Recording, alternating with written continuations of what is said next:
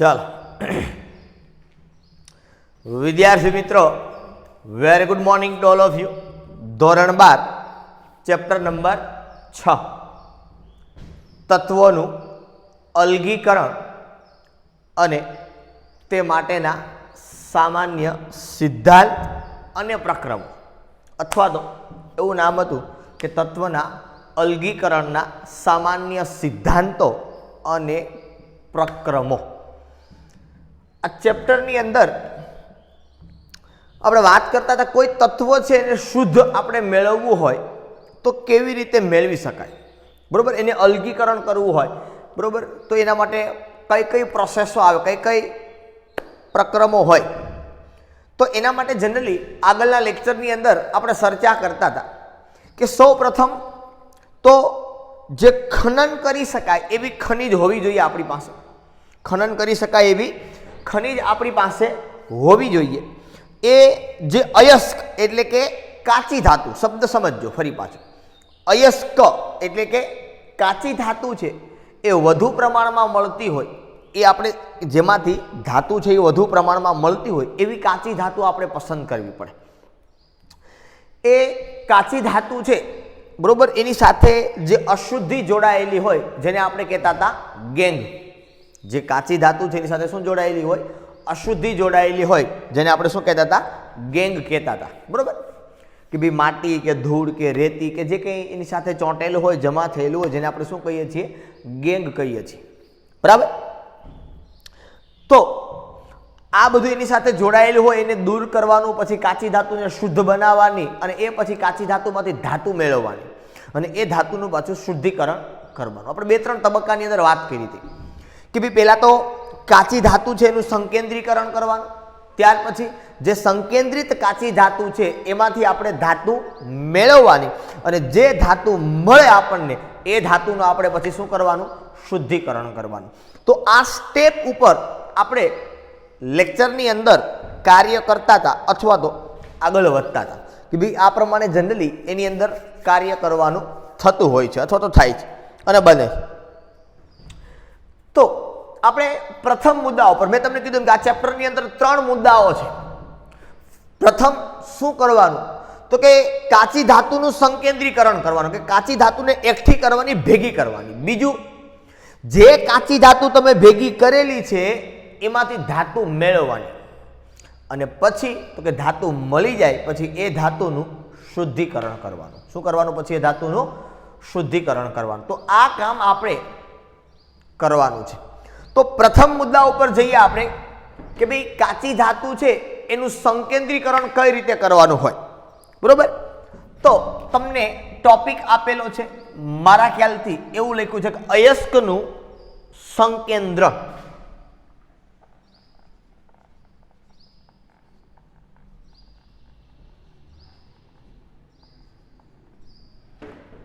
શું જોવાનું છે આપણે? અયસ્કનું સંકેન્દ્રણ. અયસ્કનું સંકેન્દ્રણ એટલે શું? તો કે અયસ્ક એટલે કે કાચી ધાતુ છે એને કેવી રીતે એકઠી કરી શકાય, કાચી ધાતુને કેવી રીતે ભેગી કરી શકાય એ બાબત ઉપર જનરલી આપણે અભ્યાસ કરવાનો છે આ ચેપ્ટરની અંદર કે કાચી ધાતુને કેવી રીતે ભેગી કરી શકાય. અયસ્કનું સંકેન્દ્રણ શું હોય? તો કે ભાઈ સૌ પ્રથમ શું કામ કરવાનું હોય?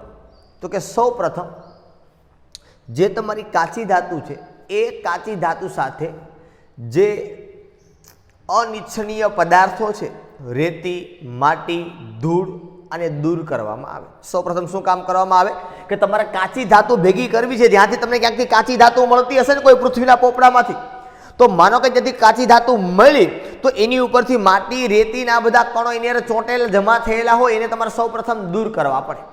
તો પ્રથમ કામ તમારે શું કરવું પડે? તો કે કાચી ધાતુ સાથે અનિચ્છનીય પદાર્થો હોય એને દૂર કરવા પડે.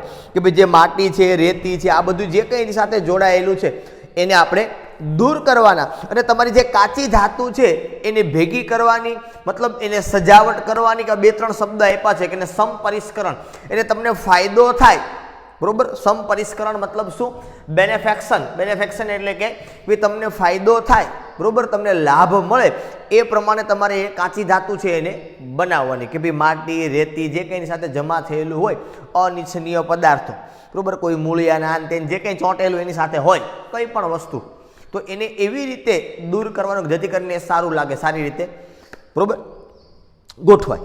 તો મુખ્ય મુદ્દો એ છે કે તમારે કરવાનું શું તો કે ભાઈ જે અયસ્કનું સંકેન્દ્રીકરણ કરો છો તો એની સાથે પહેલા અનિચ્છનીય પદાર્થો છે એને દૂર કરવાનો. તો પ્રથમ તબક્કો આ આવે અથવા તો પ્રથમ વાત આ આવે. અયસ્ક એટલે કે કાચી ધાતુ. હું જનરલી કાચી ધાતુ વધારે શબ્દ વાપરીશ અયસ્ક કરતા બરોબર. બંને વસ્તુ એક જ છે. ઇંગ્લિશમાં આને ઓર કહેવાય, ORE. શું કહેવાય? ઓર, ORE. કાચી ધાતુ માંથી અનિચ્છનીય પદાર્થો દૂર કરવામાં આવે છે. સૌ પ્રથમ આ કામ કરવાનું કે અનિચ્છનીય પદાર્થો હોય એમાંથી એને દૂર કરવાના અને પછી એને એકઠી કરવાની, ભેગી કરવાની, સજાવટ ને સમપરિષ્કરણ ને જે કંઈ કહે. પણ આ બધું કરતા પહેલા જે તમારી કાચી ધાતુ છે બરોબર એનું વર્ગીકરણ કરવાનું. કાચી ધાતુ છે એનું શું કરવાનું? વર્ગીકરણ. કારણ કે તમારે જે મેળવવાનું છે એ કાચી ધાતુ માત્ર ને માત્ર કાચી ધાતુ છે એટલે શુદ્ધ સ્વરૂપમાં સીધું નથી. હજી તમારે કાચી ધાતુને સારી બનાવવાની છે. ધાતુ તો પછીની વાત છે.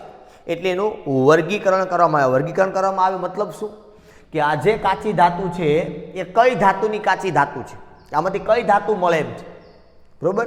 એનું વર્ગીકરણ કરવાનું કે ભાઈ આમાંથી માટી રેતી નીકળે એમ છે એને દૂર કરવાની, આમાંથી આ છે તો આ દૂર કરવાનું છે, એનું વર્ગીકરણ કરવાનું બરોબર. કે ભાઈ કયા કયા તબક્કામાં શું કરવું પડશે એને જુદી જુદી રીતે છૂટું પાડવાની. માનો કે આપણે તમને ખબર હોય ખેતી કરતા હોય તો જનરલી ખબર હોય માનો કે આપણે માંડવી કે ઘઉં કે એવું કંઈક કરતા હોય તો 2-3 પ્રકારના ઘઉં આપણે જુદા રાખ્યા કે ભાઈ આમાંથી વધારે પડતું ઓલું કંઈ અશુદ્ધિઓ છે કે ભાઈ માટી છે કે કંઈ એવું ચોંટેલું છે એની સાથે તો એને આપણે દૂર રાખીએ. બીજું તો કે એને આપણે દૂર રાખીએ બરોબર. થ્રેસર ચાલતું હોય ને તો ભાઈ 2-3 જગ્યાએથી માંડવી છે એ બહાર આવતી હોય, સિંગ બહાર આવતી હોય બરોબર. તો એ દરેકને આપણે જુદા જુદા ભાગમાં રાખીએ. આવી બધી કાચી ધાતુ જ છે એમાંથી તમને સિંગ તેલ જ મળવાનું છે પણ છતાં તમે એને વર્ગીકૃત કરી રાખો. શા માટે?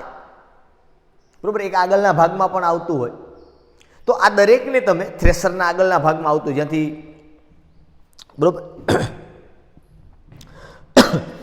સિંગ સાથે જોડાયેલા જે ભાગ હોય જેને આપણે જનરલી પાલો એવું કહીએ બરોબર.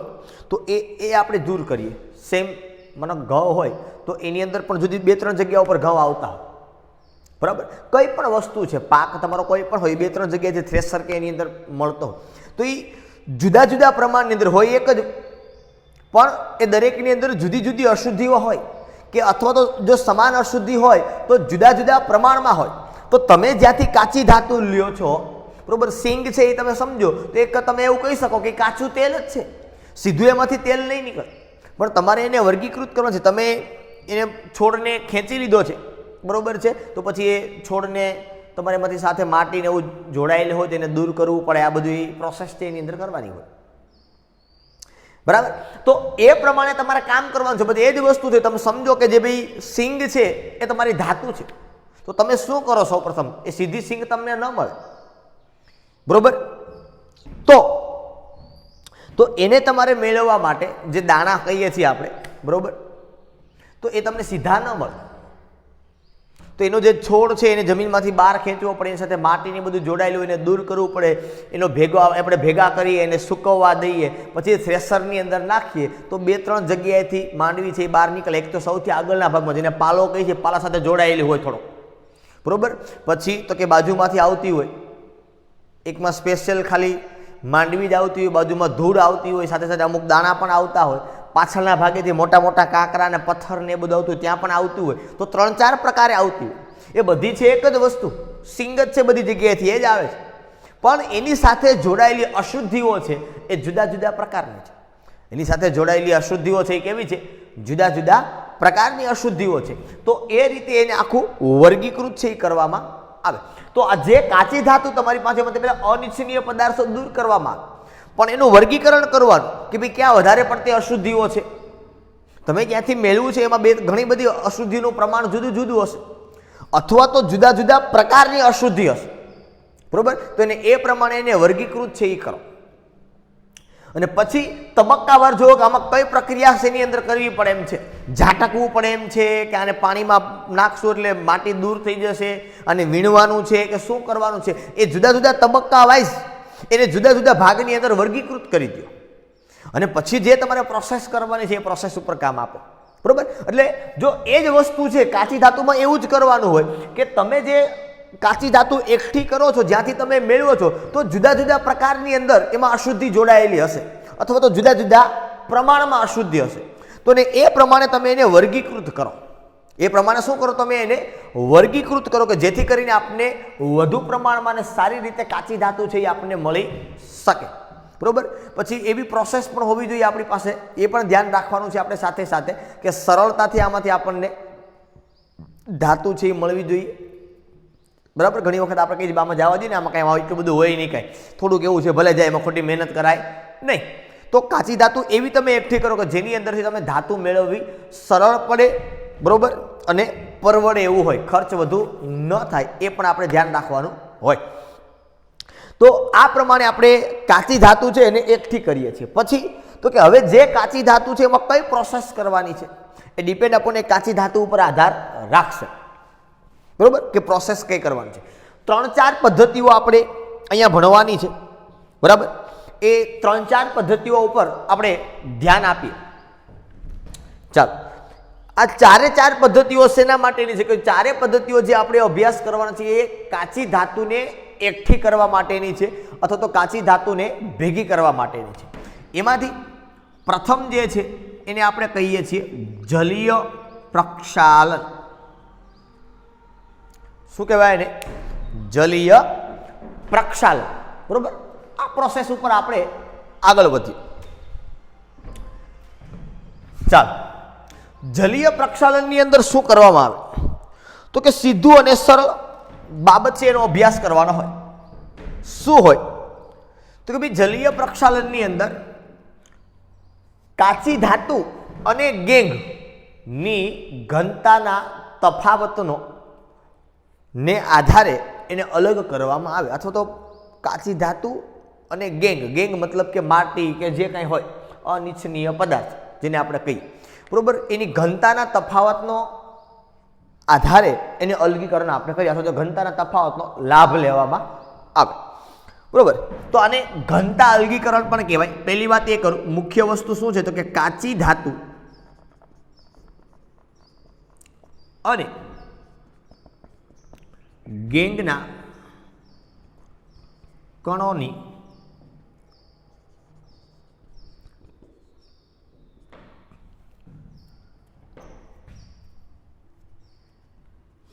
ઘનતાના આધારે વર્ગીકરણ અથવા તો એને દૂર કરવામાં આવે. કાચી ધાતુ અને ગેંગના કણોની ઘનતાના તફાવતના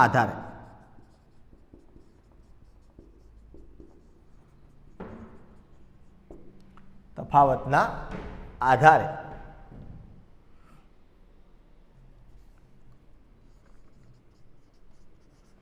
અલગીકરણ કરવામાં આવે છે. અને ઘનતા અલગીકરણ પણ કહેવાય. સીધું અને સિમ્પલ અને સરળ બાબત છે એકદમ, કે માનો કે એક પાત્રની અંદર તમે પાણી લીધું, સમજો,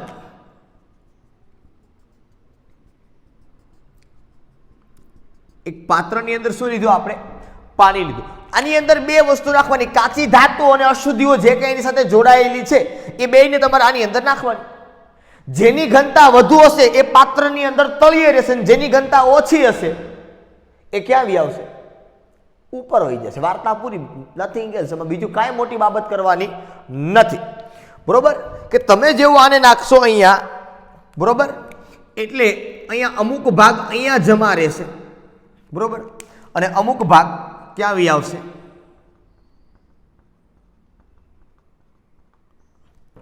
ઉપર જતો રહેશે. આ ઘનતા અલગીકરણ છે, કાચી ધાતુ અને ગેંગ, બરોબર. કે આમાંથી બેમાંથી જે હલકું હશે એ પાણીમાં ઉપર તરશે, અને જે વજનમાં ભારે હશે પાણીની સાપેક્ષે જેની ઘનતા વધુ ઘનતા વધુ એટલે એકમ કદ દીઠ દળ વધુ, તો પાત્રમાં ક્યાં રહેશે? ઈ તળિયે રહેશે. ઉપર કોણ રહેશે? કે જેની ઘનતા પાણી કરતા ઓછી છે ઈ ત્યાં રહેશે. તો કઈ પ્રોસેસ વાપરવાની છે? પહેલી પ્રોસેસ આ છે જલીય પ્રક્ષાલન, કે ભાઈ કાચી ધાતુ અને ગેંગના કણો જો એની અંદર ઘનતાનો તફાવત હોય તો આ પદ્ધતિ તમારે વાપરવાની છે. બરોબર, કે આમાંથી જેનું વજન વધારે હશે એ પાત્રની અંદર ક્યાં રહેશે? તળિયે રહેશે. બરોબર, અને કાચી ધાતુ છે એ ક્યાં વહી જશે? સોરી, એ કોઈ પણ જગ્યાએ જાય, પણ જેની ઘનતા વધુ હશે એ તળિયે રહેશે, જેની ઘનતા ઓછી હશે એ ક્યાં વહી જશે? ઉપરના ભાગે જશે. જનરલી જે ગેંગના કણો છે એ પાણી વડે ધોવાઈ જશે, એટલે આ જે તમારું છે એને હું કહી શકું કે આ ગેંગના કણો, અને આ જે છે એને શું કહી શકીએ? કાચી ધાતુ, કે જે વજનમાં ભારે હશે એ નીચે બેસશે. બોલે આ તો જનરલી કે છે કાચી ધાતુ છે એ ભારે હશે, માટી કરતા તો સીધી ને સિમ્પલ બાબત છે. બરોબર, એટલે એ નીચે રહેશે અને ઓલું ઉપર વહી જશે. બરોબર, માટીના જે કંઈ અશુદ્ધિના કણો છે ઉપર વહી જશે. પછી આવું કમ્પલસરી ન હોય, આ જ હોય એમ. મુખ્ય વસ્તુ શું છે? ઘનતાનું અલગીકરણ, કે જેની ઘનતા વધુ એ પાત્રમાં તળિયે રહેશે, જેની ઘનતા ઓછી એ પાત્રમાં ક્યાં વહી જશે? ઉપરના ભાગે જશે. તો આ પ્રમાણે આપણે જલીય પ્રક્ષાલનના આધારે, બરોબર, આપણે કાચી ધાતુને અશુદ્ધિથી શું કરી શકીએ? દૂર. આપણો મુદ્દો આ જ છે, આપણે આ જ કામ કરવાનું છે. અયસ્કનું સંકેન્દ્રીકરણ, કે તમારી કાચી ધાતુ છે એને શુદ્ધ સ્વરૂપમાં સમજવાનો શું કરીએ છીએ? આપણે કાચી ધાતુને ભેગી કરીએ છીએ. બરોબર, હવે એની સાથે ચોંટેલી જે કંઈ અશુદ્ધિઓ છે એને આપણે દૂર કરવાની છે. કેવી રીતે દૂર કરવાની હોય અને કઈ કઈ અશુદ્ધિઓ છે એના ઉપર આધાર રાખશે કે એને કેવી રીતે દૂર કરવી. બરાબર, ચાલ, ઓકે. ફર્સ્ટ જલીય પ્રક્ષાલન, સેકન્ડ બહુ સરળ ચુંબકીય અલગીકરણ. પ્રથમ છે એ કયું છે? જલીય પ્રક્ષાલન, અને સેકન્ડ છે એ કયું છે? ચુંબકીય અલગીકરણ. હવે સીધી ને સિમ્પલ વાત છે કે ચુંબકીય અલગીકરણ, અને તમને શબ્દ ઉપરથી ખબર પડે કે આપણે શું કરવાનું છે. તો અહીંથી આપણને ખબર પડે કે ભાઈ ચુંબકના આધારે આને અલગ કરવાની છે.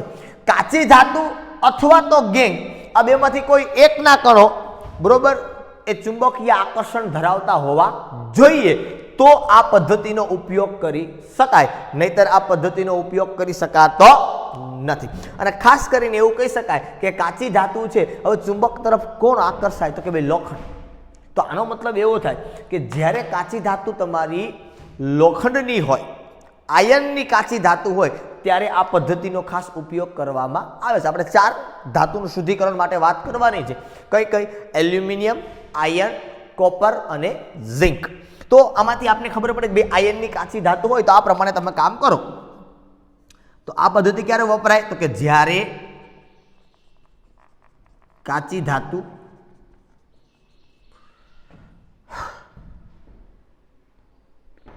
આયર્ન હોય,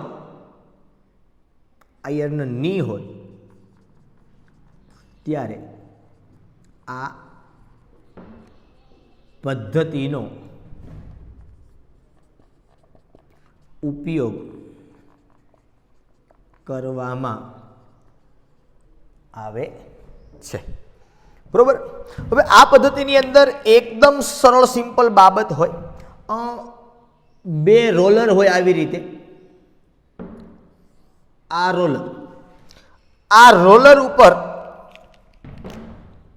આ પટ્ટો હોય એક, અને કન્વેયર બેલ્ટ કહેવાય. શું કહેવાય? Conveyor belt. અહીંથી તમારે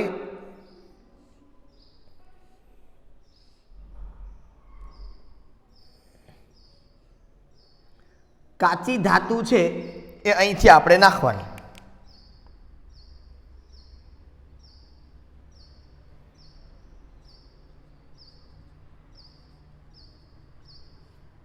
કાચી ધાતુની સાથે સાથે ગેંગ પણ હશે, અહીંથી તમારે એડ કરવાની.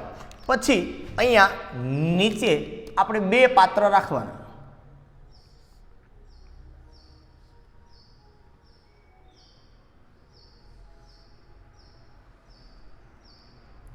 બરોબર, અહીંયા કાચી ધાતુ છે હું નાખું છું એટલે અહીંયા આ જે કણો બીજા જે દર્શાવું છું ગ્રીન કલરથી એ ગેંગના કણો છે. હવે એ અહીંયા આવશે. જે ચુંબકીય આકર્ષણ ધરાવતું હશે તો એ અહીંયા આવશે પાત્રની અંદર. જો એ ચુંબકીય અપાકર્ષણ ધરાવતું હશે તો એ આની અંદર આવશે. સમજમાં આવે આખી બાબત? બરોબર કે જો ચુંબકીય આકર્ષણ ધરાવતું હશે તો એ પાસેના પાત્રની અંદર આવશે અને જો ચુંબકીય અપાકર્ષણ ધરાવતું હશે તો દૂર જશે. સીધું અને સિમ્પલ. કાચી ધાતુ પ્લસ અહીંયા શું છે ગેંગ. કાચી ધાતુ પ્લસ ગેંગ આ કણો હશે બરોબર છે. એ ઉપરથી આપણે નાખવાનો કાચી ધાતુ પ્લસ અશુદ્ધિ અહીંથી એડ કરવાનું. આ કન્વેયર બેલ્ટ સતત ફરતો હોય બરોબર આને કન્વેયર બેલ્ટ કહેવાય. આના ઉપર આવે જે ચુંબકીય આકર્ષણ ધરાવતા હશે એ નજીકમાં પડશે આ દૂર પડશે. એનો મતલબ એમ આને તમે આવું કહી શકો કે ચુંબકીય કણો અને આને કહેવાય બિન ચુંબકીય કણ. કે ભાઈ જે ચુંબકીય આકર્ષણ ધરાવતા હશે જે કણો એ નજીકમાં આવશે ઓલા દૂર જશે બરોબર. એટલે એકદમ સીધી અને સરળ બાબત છે બરાબર. ચાલો તો આ પ્રમાણે મોટા ભાગે એવું હોય કે આયનવાળી કાચી ધાતુ હોય ત્યારે વપરાય બરોબર કે જ્યારે કાચી ધાતુ આયનની હોય ત્યારે. પછી એવું નથી મને કોકમાં અશુદ્ધિ આયનની હોય ત્યારે પણ તમે આ પ્રોસેસ થઈ કરી શકો બરોબર. તો આ સેકન્ડ પ્રોસેસ થઈ ચુંબકીય અલગીકરણ. Okay next and third exam point of view IMP ફીણ પ્લવન પદ્ધતિ. ચાલો એક્ઝામની અંદર પૂછી શકાય એવી પદ્ધતિ છે 2 માર્ક્સની અંદર.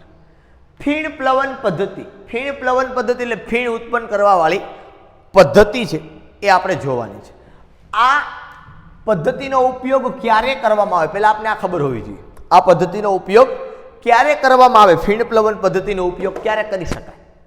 તો કે જ્યારે કાચી ધાતુ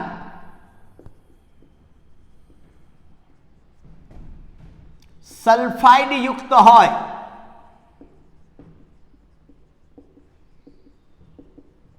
ત્યારે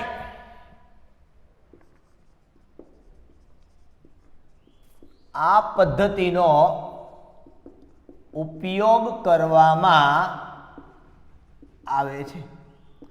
એ પછી તમારી કાચી ધાતુ કોઈ પણની હોય, એલ્યુમિનિયમની હોય, કોપરની હોય, ઝિંકની હોય કે આયનની હોય, પણ એ કેવી હોવી જોઈએ? સલ્ફાઇડ યુક્ત હોવી જોઈએ. એમાં સલ્ફર હોવો જોઈએ.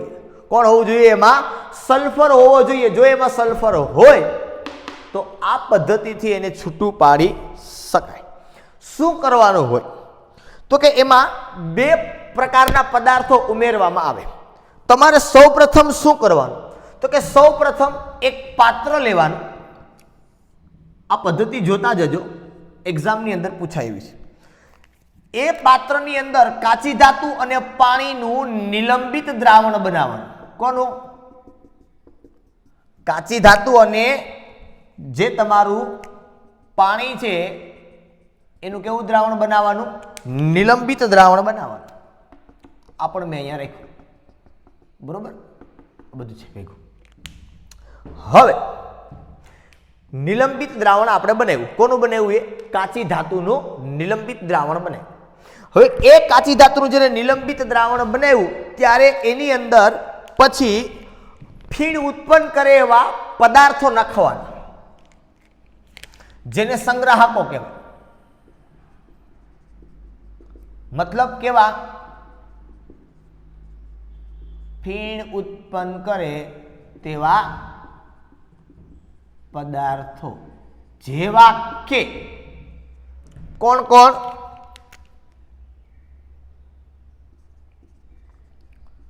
ટર્પેન્ટાઇન, પાઇન ઓઇલ,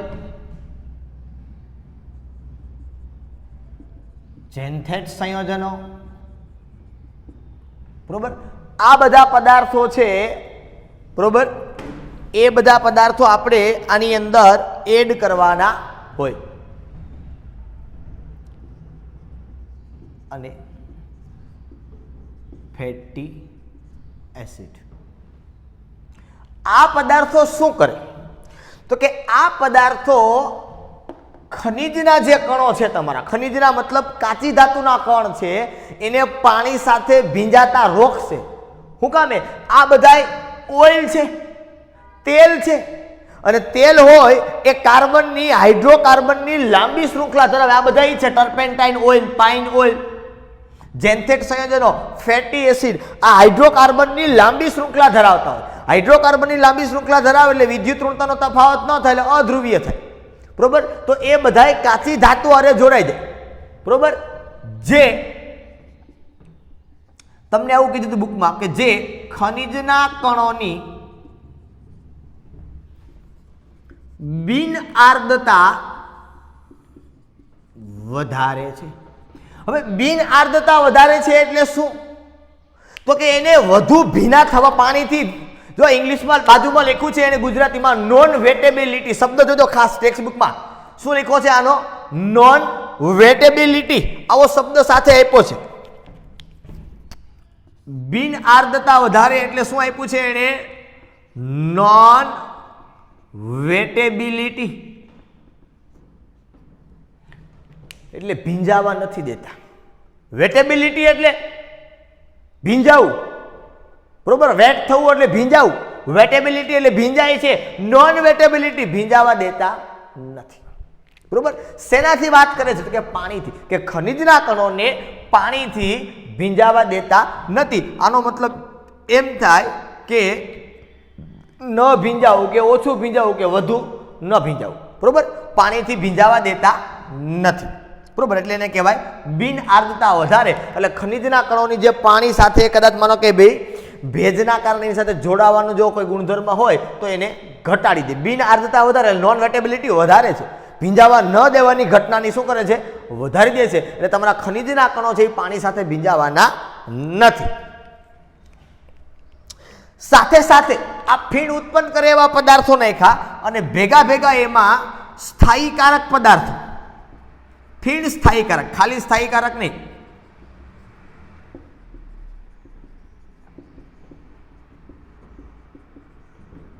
પદાર્થો જેવા કે ક્રેસોલ અને આને ઉમેરવામાં આવે. ક્રેસોલ મેં તમને હમણાં જ ભણાવ્યા આલ્કોહોલ ફિનોલ ઇથરની અંદર 3 ક્રેસોલ હોય: ઓર્થોક્રેસોલ, મેટાક્રેસોલ અને પેરાક્રેસોલ. આવા સૂત્ર મેં તમને ભણાવ્યા છે, યાદ કરો. આ ઓર્થોક્રેસોલ, અહીંયા હોય તો મેટન, અહીંયા હોય તો પેરા. એનિલિનનું સૂત્ર આપને આવડે, NH2 બેન્ઝીન રિંગ ઉપર આ એનિલિન. આ ફીણ સ્થાયીકારક પદાર્થો છે. આ ફીણને સ્થાયી થવા દેતા, સોરી, સ્થાયીકારક છે એટલે ફીણને સ્થાયી થવા દે છે. બરાબર, હવે જોજો આખી પ્રોસેસ. આટલા પદાર્થોની અંદર એડ કરવાના છે. પહેલા શું કરવાનું? સૌપ્રથમ તો કે સૌપ્રથમ કાચી ધાતુ અને પાણીનું નિલંબિત દ્રાવણ, અને આગળ કદાચ શબ્દ મેં તમને સમજાવેલો છે નિલંબિત દ્રાવણનો.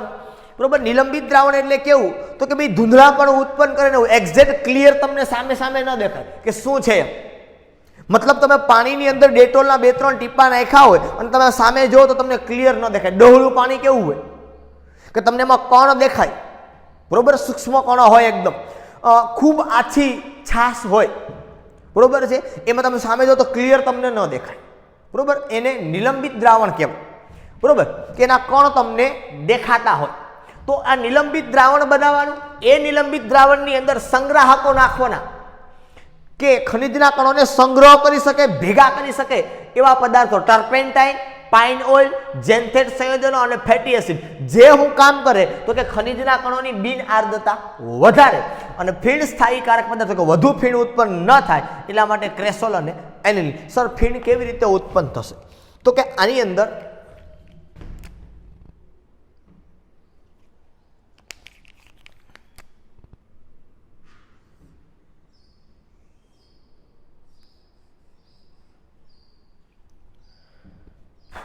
આવો એક ભાગ છે એ રાખેલો હોય, બરોબર, અહીંથી પેડલ આપેલું પછી આને આખું ફેરવે, આને શું કરાવેલું ખબર, જેવણી કેવી હોય એમ આખું આને આમ ફેરવે આખા આ પેડલ. હવે આખા પેડલને જ્યારે ફેરવે, ખૂબ જ જોરથી એને ફેરવે એટલે નીચેથી હવા લેશે, હવા લે એટલે આમાં ધીમે ધીમે શું ઉત્પન્ન થાય, ફીણ ઉત્પન્ન થાય. શું ઉત્પન્ન થાય એમાંથી? ફીણ ઉત્પન્ન થાય. હવે જે ફીણ ઉત્પન્ન થશે ને એ ફીણ બધા આવી રીતે અહીંયા બનતા જશે. જોજો આખીમાં અહીંયા આવી રીતે આ બધા શું બનશે? ફીણ બનશે. બરોબર, અહીંયા આવી રીતે અહીંયા માનો આખું પેડલ હોય, પેડલ એટલે બીજું કઈ ને હાથમાં પકડી અને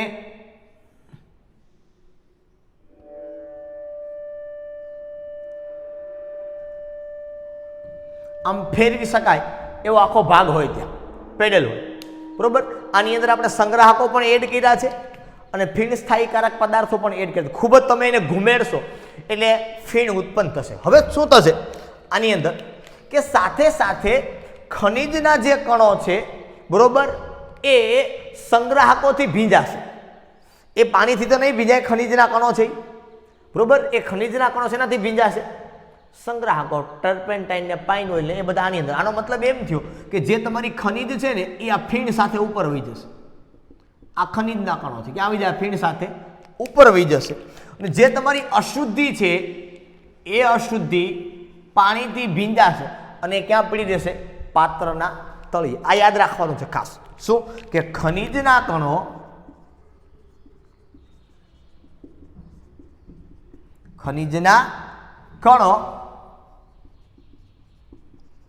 સંગ્રાહકોથી ભીંજાય છે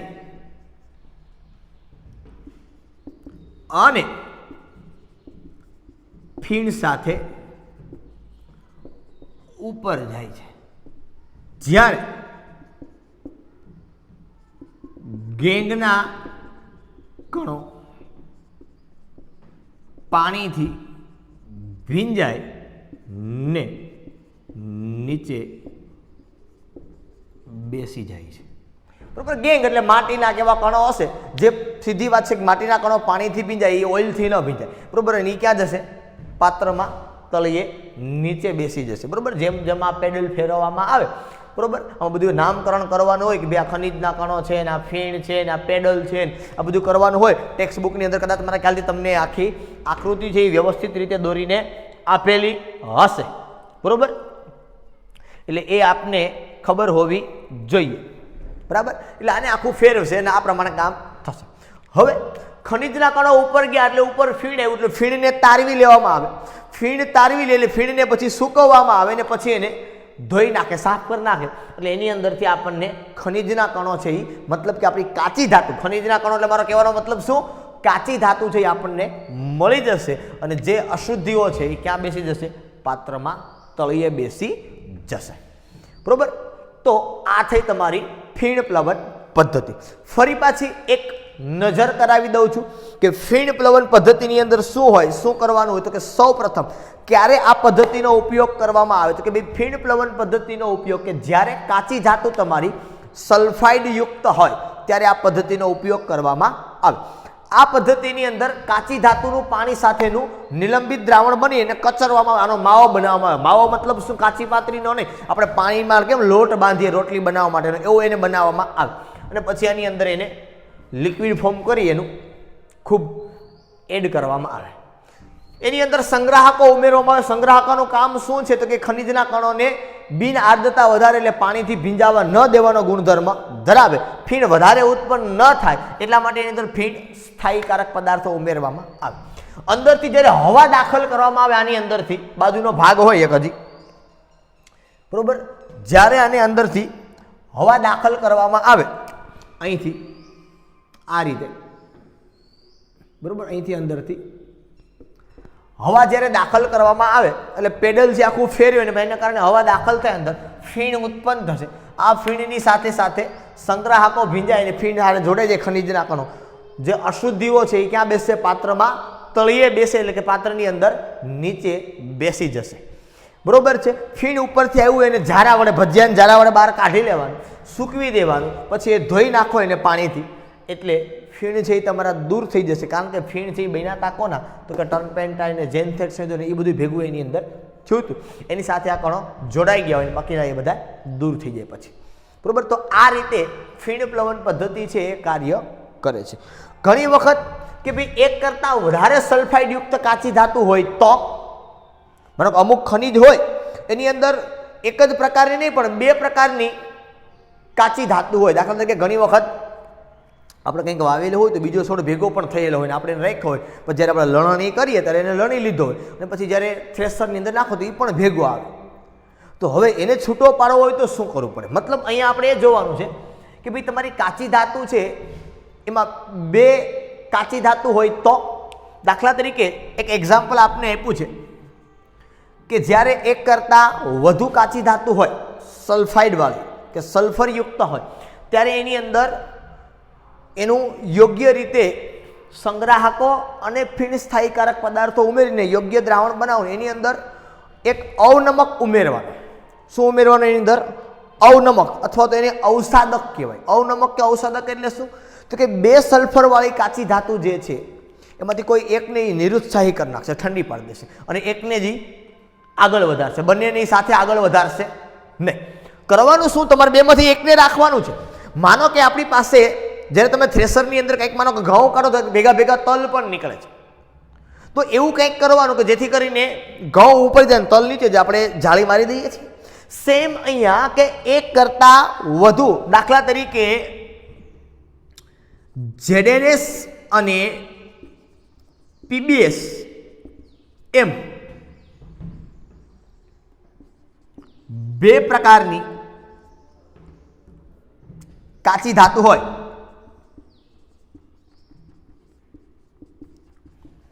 ત્યારે તેમાં અવસાદક અથવા તો અવનમક, અવનમન એવું કંઈક લખ્યું છે બુકની અંદર, અવસાદક કહો તો પણ ચાલે, ઉમેરવામાં આવે છે.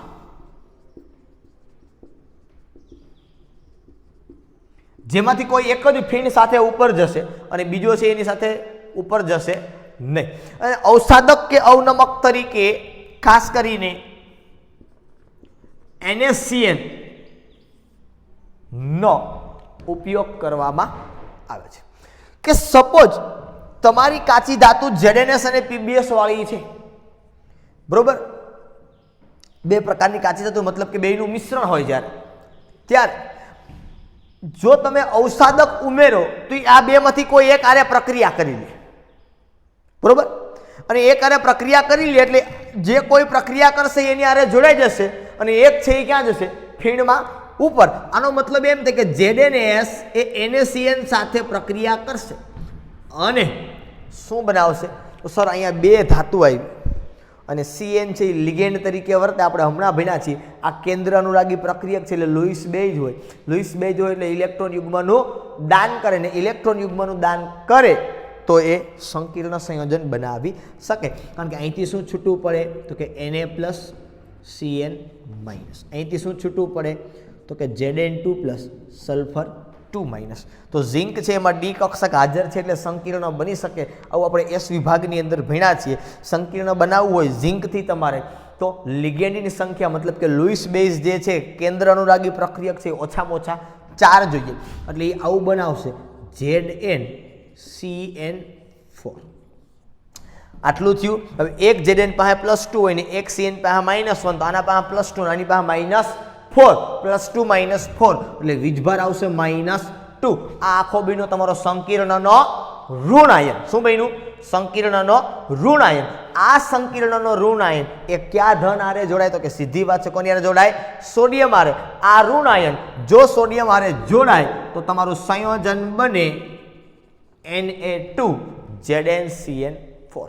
આ પ્રકારનું સંકીર્ણ બને એટલા માટે ZNS અને PBS બે ભેગું એમાંથી ZNS NaCN અવસાદકારે જોડાય આવું સંકીર્ણ બનાવી નાખે, બરોબર? તો હવે બચ્યું કોણ? તો કે PBS. એ PBS છે એ ફીણારે ઉપર વહી જાય. એટલે માત્ર તમને કાચી ધાતુનું જ્યારે મિશ્રણ હોય સલ્ફરવાળી બે કાચી ધાતુનું મિશ્રણ ત્યારે તમારે એમાંથી કોઈ એક જ જોતી છે તો તમારે એમાં શું ઉમેરવાનું? અવસાદક ઉમેરવાનો છે.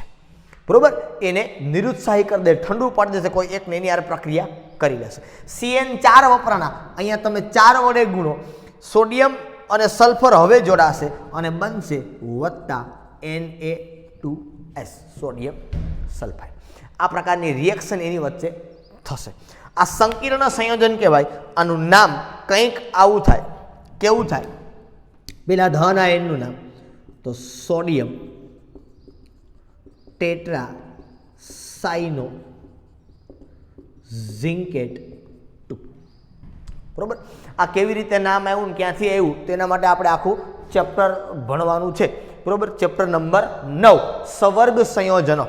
બરોબર, સવર્ગ સંયોજનોનો મતલબ પણ એવો જ થાય કે સંકીર્ણ સંયોજનો. તો એ આખું ચેપ્ટર ભણશું ત્યારે આપણે આઈડિયા આવશે કેવી રીતે આનું નામકરણ કરવામાં આવે. બરોબર, કયા નિયમો હોય. તો કહેવાનો મતલબ એમ છે કે જ્યારે કોઈ કાચી ધાતુ છે એમાં 2 સલ્ફરવાળી કાચી ધાતુ મિશ્ર થઈ ગઈ હોય, બરોબર, સલ્ફરવાળી કાચી ધાતુ એટલે પ્રોસેસ કઈ કરવાની તો કે ફીણ પ્લવન પદ્ધતિ. અને આ ફીણ પ્લવન પદ્ધતિ જ્યારે ક્યારે પણ આપણે કરીએ છીએ એમાં 2 કાચી ધાતુ હોય તો એમાં અવસાદક તરીકે તમારે NaCl ઉમેરવાનો છે કે અવનમક તરીકે કે અવનમન તરીકે. બરોબર, તો એને ઉમેરો તો કોઈ એકને નિરુત્સાહી કરી દેશે, મતલબ કે ZNS અને PBS વાળી હોય તો એ ZNS ને નિરુત્સાહી કરી દેશે એટલે આ સંકીર્ણ બનશે, સંકીર્ણ પાણીમાં દ્રાવ્ય હશે ને એ તળિયે પીળો રહેશે. હવે કોણ વધ્યું તો કે માત્ર વધ્યું PBS, એ ફીણ સાથે ઉપર જશે. ફીણને બહાર કાઢી લેવાના, સૂકવી દેવાના, ધોઈ નાખો, સલ્ફરવાળી કાચી ધાતુ તમારી તૈયાર છે. જે અશુદ્ધિ છે એ તમારી દૂર થઈ ગઈ. એટલે exam point of view IMP છે, 2 માર્ક્સની અંદર તમને પૂછી શકે ફીણ પ્લવન પદ્ધતિ સમજાવો. બરોબર, ટેક્સ્ટબુકમાં તમને આ રિએક્શન આપવામાં નથી આવી, પણ બાય ચાન્સ તમને રેફરન્સ બુક વાંચો તો જ્યાં તમને આપ્યું હોય કે જ્યારે બે સલ્ફરવાળી કાચી ધાતુ હોય, બરોબર, ત્યારે કયા પ્રકારનું સંકીર્ણ છે એ બને. અથવા જેમ કીધું ZNS અને PBS વાળી એમ કાચી ધાતુ હોય ત્યારે એમાં કયા પ્રકારનું સંકીર્ણ છે એની રચના થાય છે, તો એ આપને ખબર હોવી જોઈએ. ટેક્સ્ટબુકમાં રિએક્શન નથી આપી એટલે તમારી ટેક્સ્ટબુકમાં રિએક્શન છે એ લખી લેવી જેથી કરીને તમને કામ આવે. ઓકે, ચાલો, તો આ વાત થઈ તમારી ફીણ પ્લવન પદ્ધતિની. ઓકે, ચોથી પદ્ધતિ ઉપર આપણે આગળ જવું છે. 4 પ્રોસેસ આપણે પૂરી કરી દઈએ એટલે સાથે સાથે તમને અભ્યાસ કરવાની મજા આવે કે ખ્યાલ પડે થોડોક સારી રીતે. બરોબર, તો આપણે આગળ વાત કરીએ ચોથી પ્રોસેસ ઉપર, ચોથી પદ્ધતિ ઉપર, છેલ્લી, અને એ પણ exam point of view IMP જ છે. બરોબર, ચાલો, અયસ્કનું સંકેન્દ્રણ જ કરીએ છીએ. પહેલી પદ્ધતિ આપણે જલીય પ્રક્ષાલન, બીજી ચુંબકીય અલગીકરણ, ત્રીજી ફીણ પ્લવન પદ્ધતિ. ખાસ જોવાનું છે કે તમે શું કરો છો. આપણે કાચી ધાતુ ભેગી કરીએ છીએ, એની હારે જોડાયેલી અશુદ્ધિઓ દૂર કરીએ છીએ. જો ઘનતાનો તફાવત હોય તો જલીય પ્રક્ષાલન કરવાનું, જો ચુંબક સાથે આકર્ષણ કરતું હોય તો ચુંબકીય અલગીકરણ, જો સલ્ફરવાળી કાચી ધાતુ હોય તો ફીણ પ્લવન પદ્ધતિ. અને ચોથી પદ્ધતિ આપણે ભણવાના છીએ, એનું નામ છે નિક્ષાલન. શું નામ છે એનું? નિક્ષાલન. એ પણ exam point of view IMP છે અને બોર્ડની એક્ઝામની અંદર પૂછાઈ ગયેલી છે.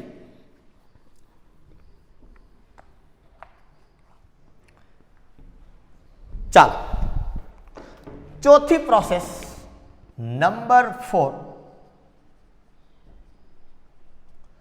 નિક્ષાલન આપણે કરવાનું છે. બરોબર, લીચિંગ કરવું છે.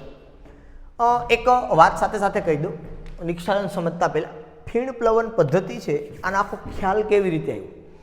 બહુ એક સામાન્ય ઘટના છે જે તમને ટેક્સ્ટબુકની અંદર આપેલી પણ છે. એક ખનિજ ક્યાંકથી નીકળતી હતી, ત્યાં ખોદકામ ને બધું ખનન કામ ચાલુ હતું. બરોબર, એટલે ઘણા બધા વ્યક્તિઓ ત્યાં કામ કરતા હોય, તમે સમજો છો. પછી ત્યાં ખનિજ નીકળતું એટલે અધિકારીઓ અને વૈજ્ઞાનિકો એ બધા પણ હોય અને મજૂર વર્ગના વ્યક્તિઓ પણ હોય કે જે ખોદકામને આ બધું કરતા હોય. તો ત્યાં એક સ્ત્રી હતી જે ધોબી કામ કરતી હતી. બરોબર, આ ફીણ પ્લવન પદ્ધતિનો વિચાર કેવી રીતે આવ્યો સમજો આખી વસ્તુ. તો એ ખનિજનું જે ખનન કામ ચાલતું હતું, ખોદકામ ચાલતું હતું, એટલે એ સ્ત્રી દરેક જે કંઈ વ્યક્તિઓ મજૂર વર્ગના લોકો છે એ બધાના કપડાં છે એ ધોવે, પોતે ધોબીનું કામ કરતા હતા. તો એને એક એવું અવલોકન જોવા મળ્યું કે જ્યારે કપડાં ધોઈને પાણીના ટબમાંથી પાછા આમ નીચવું કહેવાય ને, કપડાં ધોયા પછી આમ નીચવે, બરોબર, બહાર કાઢે, પાછા જબોળીને પાણીમાં બહાર કાઢે, ત્યારે એને એવું અવલોકન જોવા મળ્યું કે જે અશુદ્ધિઓ હોય ને, જે કે માનો કે કપડાં સાથે જોડાયેલા ગંદા કણો, માટીના અંતે કંઈક ખોદકામ કરતા હોય એટલે માટીના કણોને બધું ચોંટેલું હશે, તો એ બધું તળિયે રહી જાય, પણ ફીણ સાથે અમુક ધાતુ અથવા તો એમ એની જોવા મળતું કંઈક કે આ ફીણની હારે કંઈક ચોંટેલું રહે છે, એ જતું નથી, એ નીચે નથી જતું, પાત્રમાં તળિયે નથી બેસતું, એ ક્યાં બેસે છે? માનો કે કપડામાં ફીણ ચોંટેલું રહે તો ત્યાં ચોંટેલું રહે છે, નહીંતર માનો કે જે ટબની અંદર પાણી રાખેલું હોય તો ઉપર ફીણ હોય તો ત્યાં એ ચોંટેલા કણ રહે છે, એ નીચે પાત્રમાં તળિયે બેસતા નથી, બરોબર? આવું અવલોકન એને ઘણા દિવસો સુધી કર્યું ને ઘણા દિવસો સુધી આવું જોવા મળ્યું, અને ઘણી વખત એને એવું પણ જોવા મળ્યું કે ભાઈ માનો થોડા ઘણા ફીણ કપડાની અંદર રહી ગયા હોય, કપડાં સૂકવે તો એ જે કણ છે અમુક, બરોબર, કાચી ધાતુના કણો જેને કહી શકો ને તમે હવે, તો એ કણ ત્યાં ચોંટેલા કપડામાં એને જોવા મળતા હતા. એટલે આ એનો જે અનુભવ છે, ત્યાં એક વૈજ્ઞાનિક હતા, લેડી વૈજ્ઞાનિક કેરી એવર્સન. કોણ હતું? કેરી એવર્સન. આ લેડી વૈજ્ઞાનિકને આ સ્ત્રીએ કીધું કે ભાઈ આવું થાય છે, બરોબર? હવે એ જે સ્ત્રી છે ધોબી કામ કરે એને શું ખબર હોય આ કાચી ધાતુ છે કે આવું છે ને આ છે ને એ કાંઈ એને ખબર જ નથી, બરોબર? તો એ જે બનતું હતું એની સાથે કે ભાઈ એને કીધું કે કપડાં ધોઈએ ત્યારે આવું બને છે, તો આ વાર્તાલાપ છે એણે એ કેરી એવર્સનને કીધું. તો એ કેરી એવર્સનના મગજની અંદર આઈડિયા આવ્યો કે ભાઈ અહીંયા એવું થતું હોવું જોઈએ કે જે ફીણ સાથે કણ જોડે છે એને અવલોકન કર્યું, જોયું એક બે દિવસ પછી એણે એવું કીધું કે ભાઈ આ જે વસ્તુ બને છે તો આ કાચી ધાતુના કણો ફીણ સાથે ઉપર વી આવે છે અને અશુદ્ધિના કણો છે એ ક્યાં વહી જાય છે? નીચે વહી જાય છે. અને જો આવું થાય તો સરળતાથી તમે કાચી ધાતુ છે એને સારા પ્રમાણની અંદર મેળવી શકો છો, બરોબર? અશુદ્ધિને તમે સરળતાથી દૂર કરી શકો છો. અને એ વિચારના આધારે કે ફીણ ઉત્પન્ન કરવાથી ફીણ સાથે કાચી ધાતુ આવી જશે ને ગેંગના કણો ક્યાં આવી જશે? નીચે આવી જશે. એના આધારથી આ ફીણ પ્લવન પદ્ધતિ છે એનો વિકાસ કરવામાં આવ્યો. અને એ આ સાદી પ્રોસેસ થઈ, સરળ પ્રોસેસ થઈ, જેના કારણે કાચી ધાતુ મેળવવી એકદમ સરળ પડી, બરોબર? અને જેથી કાચી ધાતુ મેળવવી સરળ પડી એટલા માટે એમાંથી ધાતુનું શુદ્ધિકરણ પણ સરળ પડ્યું, અને જેના કારણે ધાતુ છે એની કિંમતની અંદર ઘટાડો આવ્યો. કારણ કે કોઈ પણ મેન્યુફેક્ચરિંગ થતું હોય તો જેટલું એ સરળ બનશે એટલું આપને સસ્તું મળશે, એના ઉપરથી ધાતુ છે એનો ભાવ છે એની અંદર ઘટાડો જોવા મળ્યો. ઓકે, ચાલો નિક્ષાલન પ્રોસેસ ઉપર આપણે આવીએ. નિક્ષાલન ક્યારે કરવામાં આવે? તો કે જ્યારે તમારી કાચી ધાતુ છે એ કોઈ યોગ્ય દ્રાવકની અંદર દ્રાવ્ય હોય ત્યારે આ પદ્ધતિ છે એનો ઉપયોગ કરવામાં આવે. જ્યારે કાચી ધાતુ કોઈ યોગ્ય દ્રાવકમાં દ્રાવ્ય થાય ત્યારે આ પદ્ધતિનો ઉપયોગ કરવામાં આવે છે, બરોબર? આ નિક્ષાલન આ પણ exam point of view IMP છે, બરાબર? બે પ્રોસેસ છે આમ આપેલી તમને, એ બંને પૂછાઈ શકે એવી છે, બરોબર? બેમાંથી એક પૂછે તમને 2 માર્કમાં, એક આરે 2 લગભગ ના પૂછે, બરોબર? કારણ કે છે નાની પણ ઇમ્પોર્ટન્ટ ઘણી બધી છે. કાચી ધાતુ તમારી કોઈ યોગ્ય દ્રાવકની અંદર દ્રાવ્ય થતું હોય, ઓગળતી હોય કાચી ધાતુ તમારી, ત્યારે આ નિક્ષાલન પદ્ધતિ છે એનો ઉપયોગ કરવામાં આવે. અને ખાસ આ પદ્ધતિની અંદર સંકીર્ણની રચના થશે કે તમારી કાચી ધાતુ છે એ પાણીમાં દ્રાવ્ય સંકીર્ણ બનાવે છે, જ્યારે અશુદ્ધ કે ગેંગના કણો છે એ, બરોબર, અદ્રાવ્ય રહે છે. ત્યારે આ પદ્ધતિ છે એ ખાસ કરવામાં આવે. ફરી પાછું કહું છું, શું હોય આ પદ્ધતિની અંદર કે જે તમારી કાચી ધાતુ છે એ શું કરશે? તો કે એ સંકીર્ણની રચના કરશે. શેની રચના કરશે?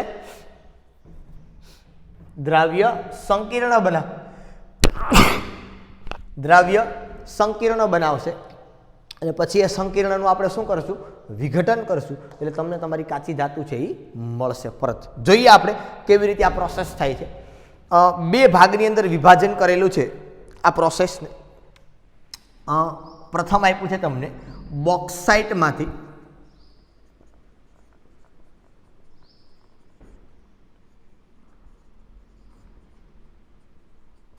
એલ્યુમિના. પ્રથમ શું આપ્યું છે આપણને? બોક્સાઇટમાંથી એલ્યુમિના, બરોબર? બોક્સાઇટ એ એલ્યુમિનિયમની કાચી ધાતુ છે, એટલે આ તમને ખબર પડે કે આ કાચી ધાતુ છે ને એમાંથી આપણે એલ્યુમિના મેળવવાનું છે. એલ્યુમિના એટલે મેં તમને સૂત્ર આપ્યું હતું Al2O3, બરોબર? બોક્સાઇટનું સૂત્ર પણ તમે Al2O3 કહી શકો, બરાબર. હવે આ જે પ્રોસેસ થાય છે આપણી પાસે, એની અંદર જો વાત કરીએ આપણે તો જે આપણું બોક્સાઇટ છે એ બોક્સાઇટમાં 3 પ્રકારની અશુદ્ધિઓ હોય. એક આયર્ન ઓક્સાઇડ Fe2O3, એક સિલિકોન ઓક્સાઇડ SiO2 અને એક ટિટેનિયમ ઓક્સાઇડ TiO2. આ 3 અશુદ્ધિઓ હોય. તેની અંદર બોક્સાઇટની જે કાચી ધાતુ છે, એલ્યુમિનિયમની કાચી ધાતુ બોક્સાઇટ, કે જ્યાંથી બોક્સાઇટ આપણે પૃથ્વીના પોપડામાંથી મળે છે, એમાં 3 પ્રકારની અશુદ્ધિઓ છે: Fe2O3, SiO2 અને TiO2. આ અશુદ્ધિને આપણે દૂર કરવાની છે. શું કરવામાં આવે? તો જે તમારું બોક્સાઇટ Al2O3 એટલે એલ્યુમિના થાય, પણ આ બોક્સાઇટ છે જેમાં આ ત્રણેય હજી અશુદ્ધિઓ છે, એની પ્રક્રિયા સોડિયમ હાઇડ્રોક્સાઇડ સાથે કરવામાં આવે. શેની હારે કરવામાં આવે? સોડિયમ હાઇડ્રોક્સાઇડ સાથે. યોગ્ય દ્રાવકમાં દ્રાવ્ય એટલે મિસ્ટર ભૂ. આની પ્રક્રિયા 473 થી 523 કેલ્વિન તાપમાન અને 35 થી 36 બાર દબાણ આપવામાં આવે ત્યારે નિપજ સ્વરૂપે આપને દ્રાવ્ય સંકીર્ણ સોડિયમ એલ્યુમિનેટ મળે છે. હવે સંકીર્ણ શા માટે મળે એ પણ તમને ક્લિયર દેખાવાનું છે, એટલે કંઈ એ મોટો પ્રશ્ન છે નહીં. અહીંયા NaOH છે તો અહીંથી Na+ અને OH- અણુ છૂટા પડશે. H2O માંથી H+ અને OH-, અહીંથી ઓક્સિજન પાછો H હારે જોડાઈને OH- બનાવી નાખે. આ તમને હવે ખબર હોય, બરોબર ને? શું ખબર હોય? આ NaOH માંથી શું છૂટવું પડે?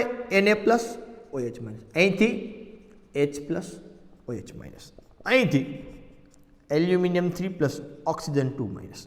તો બહુ સરળ તમને ખબર હોય કે ભાઈ આ બે જોડાઈ જાય એટલે રચના તો OH- ની થઈ, H2O ન બને. મેં તમને પહેલા ભણાવેલું છે, જે હોય એનું પ્રક્રિયકમાં બને નહીં. તો આ દરેકમાં ઋણ આયન એક જ બને, કયો? OH-. અને તમને ખબર છે કે OH- એ કેન્દ્ર અનુરાગી પ્રક્રિયક છે, લુઈસ બેઝ છે, એટલે કે એ પોતે કોણ છે? લિગેન્ડ. લિગેન્ડ કોને કહેવાય? તો કે અણુ, પરમાણુ, આયન કે સંયોજન જે ઇલેક્ટ્રોન યુગ્મનું દાન કરે એને શું કહેવાય? લિગેન્ડ કહેવાય. ઇલેક્ટ્રોન યુગ્મનું દાન કરવો જોઈએ. અને આપણે એસ વિભાગની અંદર બહુ સારી રીતે ભણેલા છીએ. એલ્યુમિનિયમ પાસે ડી કક્ષક હાજર હોય, મેં તમને ભણાવ્યું છે. એલ્યુમિનિયમની જો ઇલેક્ટ્રોન રચના તમે જોવો તો તમને ખ્યાલ પડે. એલ્યુમિનિયમ નંબર 13 ઇલેક્ટ્રોન રચના થાય નિયોન 3s2 10 ને 2 12 12 ને 1 13. અહીંયા કાંઈ ન હોય તો 3d0. ત્રીજી કક્ષામાં ઇલેક્ટ્રોન હોય, ન હોય તો કક્ષા તો ન હોય એવું તો બને રહી ને. આ કક્ષક ખાલી હોય, ડી કક્ષક ખાલી હોય તો સંકીર્ણની રચના થાય. આવું આપણે ભણી ગયા છીએ. ઓકે, તો સીધી ને સિમ્પલ વાત છે. એલ્યુમિનિયમ સંકીર્ણ બનાવશે કોની હારે? OH સાથે. તો અહીંયા રચના થશે AlOH. આપને ખબર છે ઓછામાં ઓછા લિગેન્ડ 4 હોય. એલ્યુમિનિયમ ઉપર વીજભાર +3, OH ઉપર -1, તો અહીંયા +3, એક OH નો -1 તો 4 નો -4, +3 -4 એટલે અહીંયા આવશે માઇનસ. આ સંકીર્ણનો ઋણ આયન, આમાંનો ધન આયન કોણ? તો એક જ બચે છે, કોણ? Na+. તો અહીંયા રચના થાય આ, બરોબર, જેને સોડિયમ એલ્યુમિનેટ કહી શકો, પ્રચલિત નામ. પ્રક્રિયાને સંતુલિત કરવી છે સર. અહીંયા એલ્યુમિનિયમ 2 છે તો અહીંયા પ્રેમથી મૂકો 2. ત્યાં જો પ્રેમથી 2 મૂકો તો ઓક્સિજન ગણો કેટલા થયા? 4 2 8. તો અહીંયા કેટલા છે? 3. અહીંયા કેટલા મૂકવા પડે? 2. તો 3 ને 2 ઓક્સિજન 5. કેટલા ઘટે હજી? તો કે 3 ઘટે. અહીંયા મૂકી દો 3, 8 થઈ ગયા. હવે હાઇડ્રોજન ગણો, 3 2 6 અને આ 2 8. હાઇડ્રોજન તમારા થઈ ગયા. તો આ બન્યું તમારું સોડિયમ એલ્યુમિનેટ. અથવા આનું IUPAC નામ જાણવું હોય તો પણ થાય. શું? Sodium tetrahydroxo aluminate. આ એનું IUPAC નામ થાય, સોડિયમ ટેટ્રાહાઇડ્રોક્સો એલ્યુમિનેટ. કાઉન્સમાં એનો ઓક્સિડેશન આંક 3. બરોબર, આવું થાય. હવે સાહેબ તમે કહેતા હતા કે આમાં અશુદ્ધિ 3 હોય તો એ ક્યાં? એ શું થયું? તો કે અશુદ્ધિ તો છે જ 3. હવે આ Al2O3 એટલે આ બોક્સાઇટનું અશુદ્ધ સ્વરૂપ, મતલબ બોક્સાઇટ થયો, કાચી ધાતુ થઈ, એમાં 3 અશુદ્ધિ છે. પણ એમાંથી માત્ર SiO2 છે ને એને OH હારે પ્રક્રિયા કરશે. કોણ પ્રક્રિયા કરશે? SiO2 છે એ કોની હારે પ્રક્રિયા કરશે? NaOH સાથે. આ Fe2O3 અને TiO2 એ બે પ્રક્રિયા કરતા નથી. કોણ માત્ર પ્રક્રિયા કરે છે? SiO2 પ્રક્રિયા કરે છે. કોની હારે પ્રક્રિયા કરે છે? NaOH સાથે. શું કરે? આ Al2O3 માંથી જે SiO2 છે એ પ્રક્રિયા કરશે NaOH સાથે. જો તમને યાદ આવે તો P બ્લોકમાં બેઠી રિએક્શન ભણી ગયા છીએ. આ બે રીતે છૂટું પડશે. અહીંથી Na+ OH માઇનસ, બીજો અણુ લેવાનો ONA માઇનસ અને H+. તો અહીંથી રચના થશે શું? આ આખું ભેગું કરજો આની હારે બેને, તો રચના અહીંથી થશે શું? રચના થશે તો કે Na2 SiO3 અને વત્તા H2O. આનું નામ અપાય સોડિયમ સિલિકેટ. આ પાણીમાં દ્રાવ્ય છે, તો એનો મતલબ આ પણ દ્રાવ્ય સંકીર્ણ છે. તો આનો મતલબ એમ છે કે આ જ્યારે દ્રાવ્ય થયું ત્યારે આ ભેગો ઓગળી ગયો, તો હવે આ બે અશુદ્ધિઓ નીકળી ગઈ, આ દ્રાવ્ય થઈ ગયું. આ બે તો નીકળી ગઈ, વૈધી કોણ ખાલી? આની યારે એને હોય છે પ્રક્રિયા કરી 2 મોલે, એટલે અહીંથી રચના થઈ ગઈ Na2SiO3 પ્લસ H2. તો આ પાણીમાં દ્રાવ્ય છે, તો આમાં ભેગું ભેગું અહીંયા અશુદ્ધિ કોની આવી ગઈ? સોડિયમ સિલિકેટની અશુદ્ધિ ભેગી ભેગી આમાં આવી ગઈ. હવે તો કે હવે આગળની પ્રોસેસ આપણે કરવાની છે. જે તમારું આ સોડિયમ એલ્યુમિનેટનું સંકીર્ણ બન્યું એની પ્રક્રિયા હવે આપણે આગળ કરવાની છે. કે જે તમારી પાસે સંકીર્ણ બન્યું AlOH4, આમાં કાર્બન ડાયોક્સાઇડ તમારે ઉમેરવાનો છે. કોને ઉમેરવાનો છે? કાર્બન ડાયોક્સાઇડ, કે જેથી કરીને આની અંદર બરોબર એક પદાર્થ બનશે જેના કારણે એની અંદર અવક્ષેપન થશે. શું થશે? અવક્ષેપન. અને વધારે અવક્ષેપન કરવા માટે Al2O3 એને ઉપરથી ઉમેરવામાં આવે કે જે કોઈ બાકી રહી ગયું હોય તો પાછો એ સંકીર્ણ બનાવી નાખે. બરોબર છે? એટલે એને બીજા રોપણ કર્યું કહેવાય. બીજા રોપણ એટલે ફરી પાછું એને બનાવવા માટે. તો સીધી અને સિમ્પલ બાબત છે. આ કાર્બન ડાયોક્સાઇડ છે, બરોબર. અહીંથી તમે આખું કદાચ આને છૂટું પાડી દો, બરોબર, તો શું થઈ જાય આની અંદરથી? આ Na+ આવી ગયું, આ Al3+, આ OH-. આ OH- આની હારે જોડાય અને એક બહુપરમાણુ આયન બનાવે. કેવો બનાવે? HCO3-. શું બનાવે? HCO3-. એ કોની હારે જોડાય? તો કે સોડિયમ હારે જોડાશે, બરોબર. એટલે એક વસ્તુ અહીંયા બની. શું બની? NaHCO3. અને બાકીનું જે હતું એ તમારો પદાર્થ Al2O3 * XH2O, જે તમારો એલ્યુમિનાનો ભાગ થાય, એ આખો એમને ન્યા બની જશે, બરોબર. કારણ કે અહીંથી OH- ને H+ બે રીતે છૂટા પડી શકે. ઓક્સિજન હારે જોડાય Al2O3 બને ત્યારે આ સોડિયમ 2 છે, અહીંયા કેટલા મૂકવા પડશે? તમારે 2 મૂકવા પડશે. આ Al2O3 * XH2O જે મળ્યું, બરોબર, આમાંથી સોડિયમ સિલિકેટ છે એ અદ્રાવ્ય રહેશે. એને તમે ગાળી લો તો તમારો સોડિયમ સિલિકેટ આમાંથી છૂટો પડી ગયો. આમાં ભેગો હતો ને સોડિયમ સિલિકેટ, ઓગળ્યો તો ને, દ્રાવ્ય થયો તો ને, બરોબર. એ કાર્બન ડાયોક્સાઇડ અંદરથી પસાર કરશો એટલે 2 મોલ અહીંયા મૂકો, તમારે 2 મોલ અહીંયા પણ મૂકવા પડશે. એટલે જે સોડિયમ બાયકાર્બોનેટ બન્યો એ તો ગરમ કરશો એટલે ઉડી જશે, કાર્બન ડાયોક્સાઇડ સ્વરૂપે સીધો તૂટી જશે, બરોબર. જે Al2O3 * XH2O મળ્યું તમને, આને ખૂબ જ ઊંચા તાપમાને ગરમ કરવાનું છે. પાછું 1470 કેલ્વિન તાપમાને આને ગરમ કરશો એટલે Al2O3 + XH2O. આ દર્શાવે છે કે પાણીના અણુને કેટલું આકર્ષણ છે એલ્યુમિના સાથે. કોની સાથે? એલ્યુમિના સાથે કેટલું આકર્ષણ છે પાણીને એ દર્શાવે છે અહીંયા. કારણ કે તમારે આટલું ઊંચું તાપમાન તો જ આપવું પડે, નહીતર આટલું ઊંચું તાપમાન આપવાની કોઈ જરૂરિયાત રહેતી નથી, બરોબર. જ્યારે તમે આપો ત્યારે તમને આ મળ્યું એલ્યુમિના, અને પાણીના અણુ તમારા શું થશે? છૂટા પડશે. ઓકે, ફરી પાછી એક વખત હાઇલાઇટ કરાવી દો. નિક્ષાલનમાં હજી એક પ્રોસેસ આપણે ભણવાની છે. આ એક જ પ્રોસેસ આપણે ભણ્યા છીએ કે ભાઈ નિક્ષાલન ક્યારે થાય? તો કે જ્યારે કોઈ કાચી ધાતુ છે એ તમારી યોગ્ય દ્રાવકમાં દ્રાવ્ય થાય ત્યારે નિક્ષાલન પદ્ધતિનો ઉપયોગ કરવામાં આવે. બોક્સાઇટમાંથી એલ્યુમિના કઈ રીતે બને? આ પદ્ધતિ છે એને બેયર પદ્ધતિ તરીકે ઓળખવામાં આવે છે. બેયર નામના વૈજ્ઞાનિકે આ પદ્ધતિ વિકસાવી હતી. એટલે આ પદ્ધતિને કઈ? એલ્યુમિના બનાવવાનો. એલ્યુમિના એટલે Al2O3, બરોબર. આગળ પણ મેં કીધું આને કઈ પદ્ધતિ કહેવાય? બેયર પદ્ધતિ. જે તમારો બોક્સાઇડ છે એમાં 3 અશુદ્ધિઓ છે: iron oxide, silicon oxide, titanium oxide. એને NaOH સાથે ગરમ કરવામાં આવે તો સોડિયમ એલ્યુમિનેટનો સંકીર્ણ બનાવશે, પાણીમાં દ્રાવ્ય હશે, ભેગો ભેગો એમાં સોડિયમ સિલિકેટ પણ બનશે. આ બે અદ્રાવ્ય એટલે અશુદ્ધિઓ દૂરથી કે તમે ગાળી લ્યો એટલે ગાળણમાં દ્રાવણમાં આવી ગયું. આવ્યું એટલે એ દ્રાવણ જે તમારું ગાળણમાં આવ્યું એમાં તમારે નાખવાનો કાર્બન ડાયોક્સાઇડ એટલે Al2O3 તમને મળશે. અને એ મળશે એને 1470 કેલ્વિન તાપમાને ગરમ કરો એટલે Al2O3 તમને નિપજ સ્વરૂપે મળશે. ઓકે, હજી એક નિક્ષાલનમાં આપ્યું છે એના તરફ આપણે આગળ વધી. મને ખ્યાલ છે કે લેક્ચર હવે થોડોક મોટો થાય છે તમારા માટે, પણ એક પ્રોસેસ છે તો સાથે સાથે આપણે એને જોઈ લઈએ, બરાબર? પછી આપણે અવારનવાર એની ચર્ચા ન કરવી પડે. ચલો, કારણ કે આ લેક્ચરની અંદર આ 3 પ્રોસેસો ઇમ્પોર્ટન્ટ થશે. ફીણ પ્લવન પદ્ધતિ, નિક્ષાલનમાં આપણે પહેલી ભણ્યા બેયર પદ્ધતિ, અને ત્યાર પછી બીજી જે હવે ભણવાના છીએ.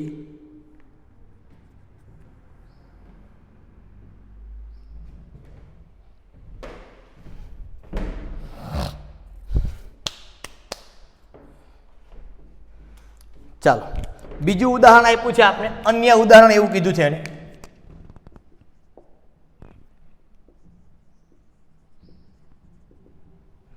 ગોલ્ડ અને સિલ્વરનું નિક્ષાલન, એવું તમે કહી શકો. અન્ય ઉદાહરણને બદલે ગોલ્ડ અને સિલ્વરનું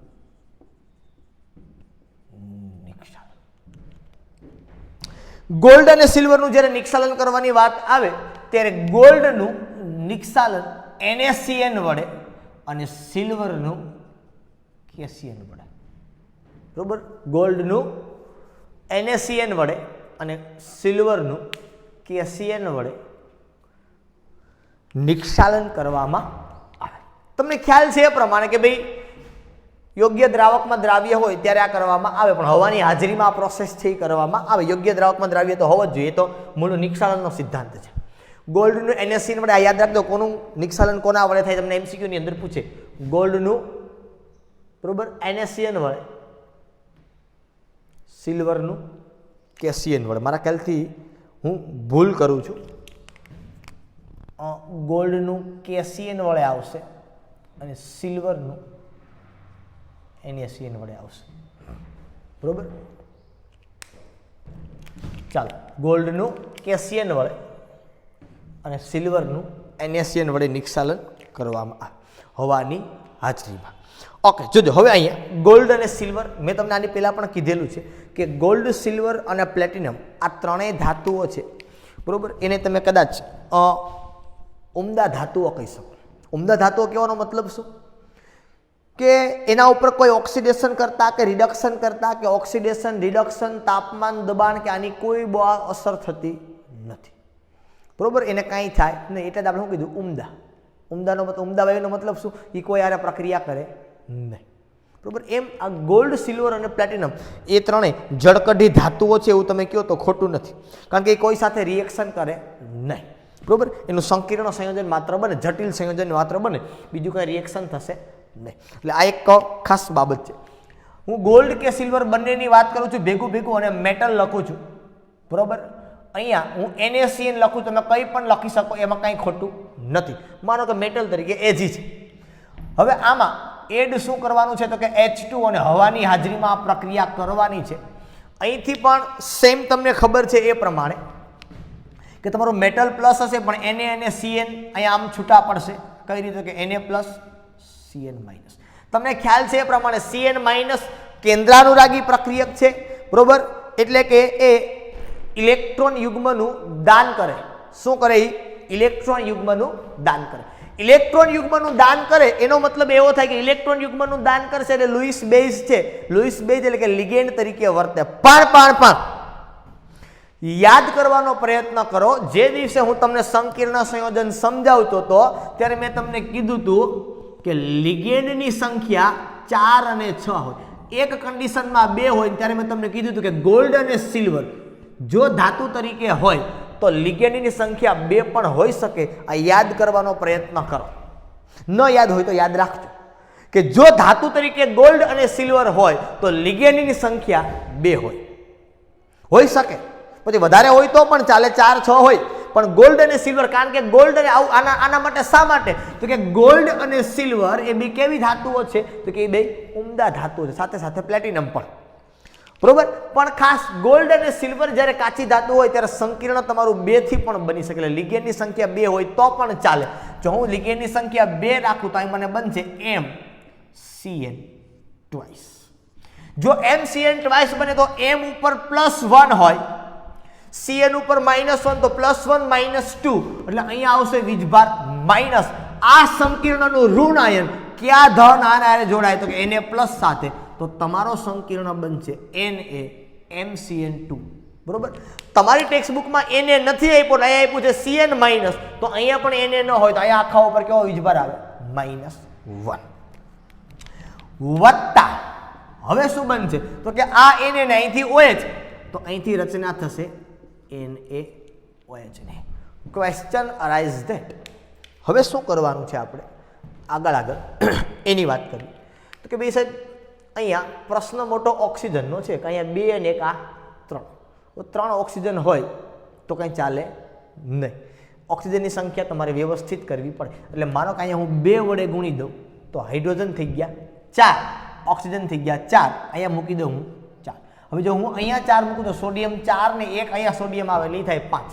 હવે અહીંયા મારે મિનિમમ 2 તો મૂકવાના જ છે, કોઈ પણ કાળે કેટલા મૂકવાના છે, 2 તો મૂકવાના છે. ત્યારે સાયનાઇડ કેટલા થાય 2, ઓલી પણ સોડિયમ 5 છે ને અહીંયા છે 2, તો એ બેનું મેચિંગ થાય નહીં. એટલે શું કરવું પડે, તો કે ભાઈ આખી જે પ્રોસેસ છે એને તમારે આગળ વધારવા માટે 4 ને 1 5, એટલે અહીંયા તમારે કેમ કરવું પડે, તો કે અહીં 6 કરવા પડે. અહીંયા 6 કરો તો CN 3 થઈ જાય, તો અહીંયા પાછા 6 થાય, તો અહીંયા 3 મૂકવા પડે, ત્યાં 3 મૂકો તો 7 થાય, બરોબર ને. અહીંયા 6 CN છે એટલે અહીં કેટલા મૂકવા પડે, 3 ત્યાં મૂકો તો સોડિયમ 4 ને 3 કેટલા થઈ જાય 7.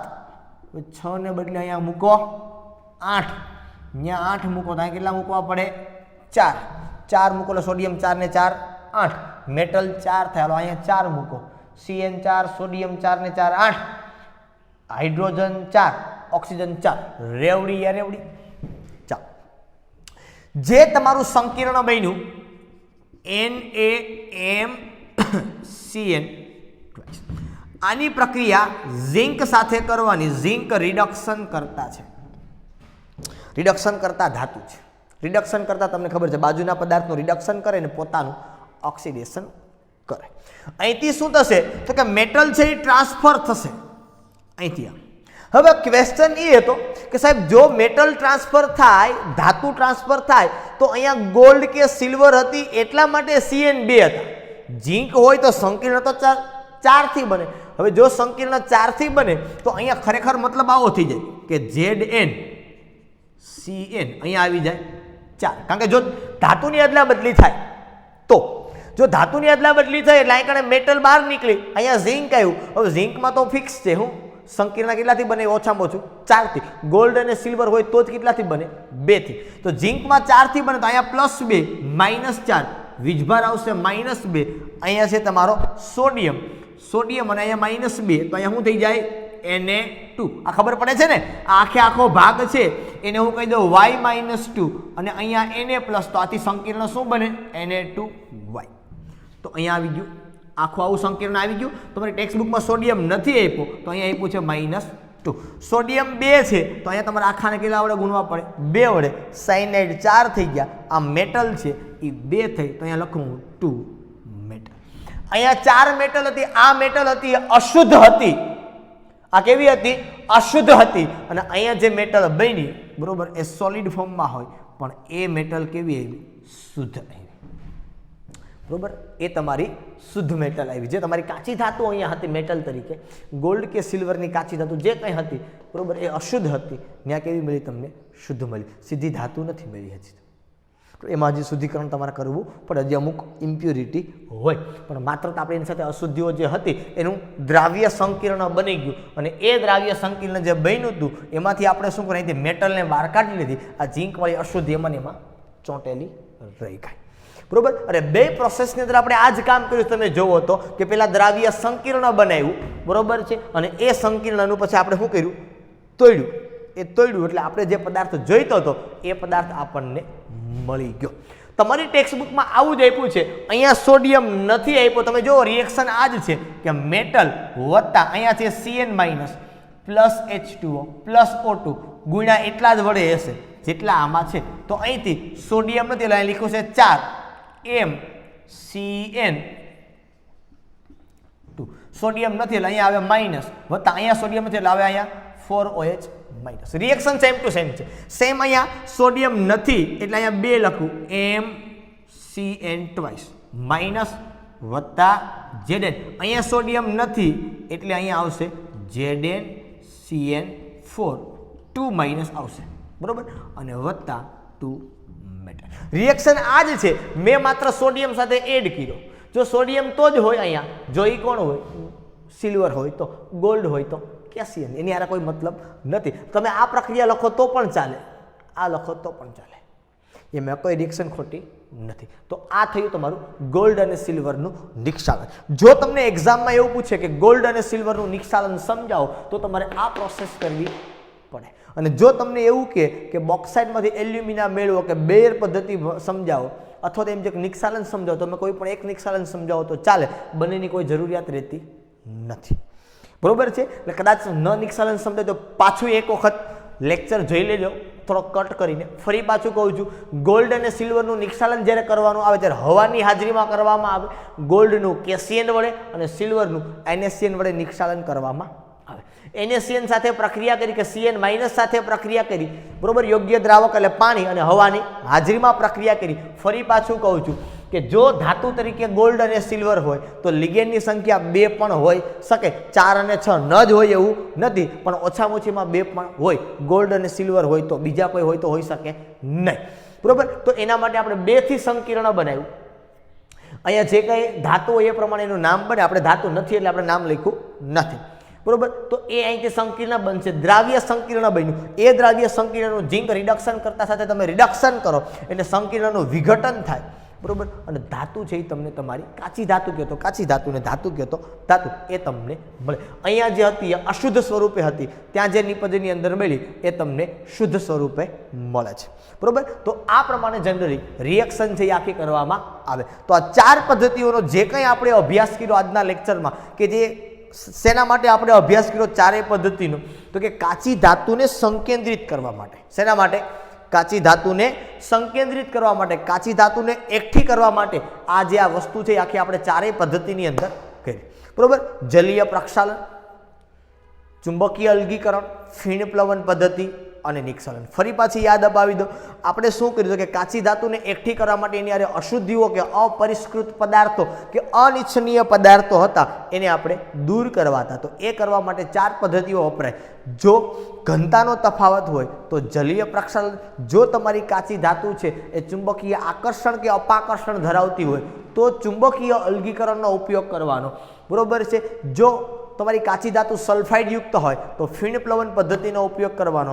જો કાચી ધાતુ યોગ્ય દ્રાવકમાં દ્રાવ્ય થતી હોય તો નિક્ષાલન પદ્ધતિનો ઉપયોગ કરવાનો. એમાંથી ફીણ પ્લવન પદ્ધતિ અને નિક્ષાલન exam point of view very most IMP છે, 2 માર્કની અંદર પૂછાઈ શકે બરાબર. ઓકે, ચાલો આજના માટે અહીં સુધી રાખીએ છીએ. ફરી પાછા આપણે નવા લેક્ચરની અંદર મળશું. 3 ટોપિકમાંથી આપણો એક તબક્કો પૂરો થયો બરોબર. શું પૂરો થયો? 3 તબક્કા ક્યાં હતા? કાચી ધાતુનું સંકેન્દ્રીકરણ કરવાનું. બીજો મુદ્દો શું હતો?